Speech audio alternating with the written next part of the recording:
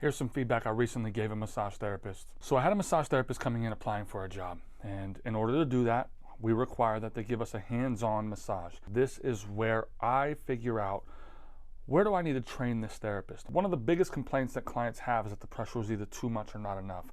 In this instance, the pressure was not enough. Now, she did ask me a really good question that I train our therapists to ask. Most therapists will ask, how's the pressure? And a simple tweak to that, we just asked, do you want more or less pressure than that?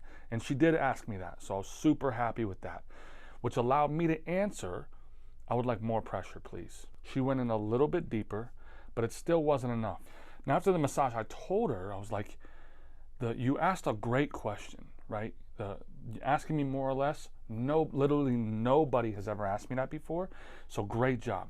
However, you went in slightly deeper after I said it, I wanted more, but you didn't follow up with any more questions and making sure that that pressure was actually the right pressure for me. Can you give me a little bit more insight on why you didn't do that? Now, at first she said, I don't know, And I was like, look, it's either you didn't want the answer because the pressure that I might have needed was too much for you and it was hurting you and it wasn't a good position for you to be in, and you were afraid it was going to be too much pressure for you, so you didn't ask. I said, or you actually thought you were getting it right, and so you didn't feel like you needed to ask me the question because you really felt you had the right pressure in the moment. And she said, the table was a little bit too high. I probably should have put it down a little bit further, which tells me that she was in an awkward position and wasn't able to actually give me more. So here's the advice that I gave her. I said, look, one of the top reasons that clients don't come back is because the pressure was either too much or not enough. I said, if you have this conversation with clients beforehand, it'll make it a lot easier to have it during the session.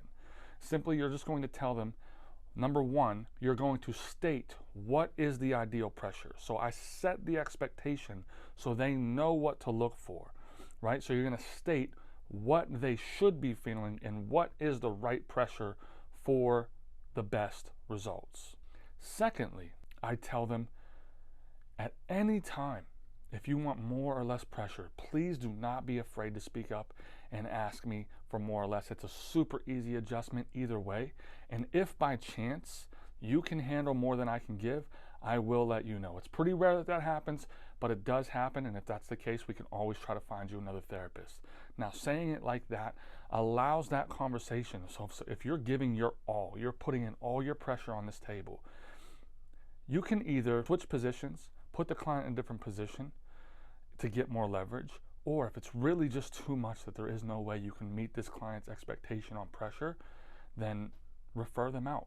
Be like, look, this is my max. This is my max pressure without hurting myself.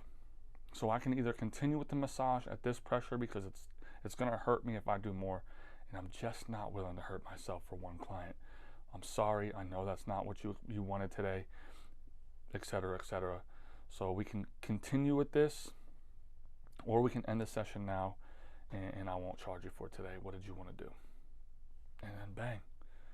That client had the expectation of pressure set, and it's just a much easier way for you to actually be able to speak up instead of just continually trying to go more or not saying anything at all and just the client leaving and never coming back and you not really knowing why.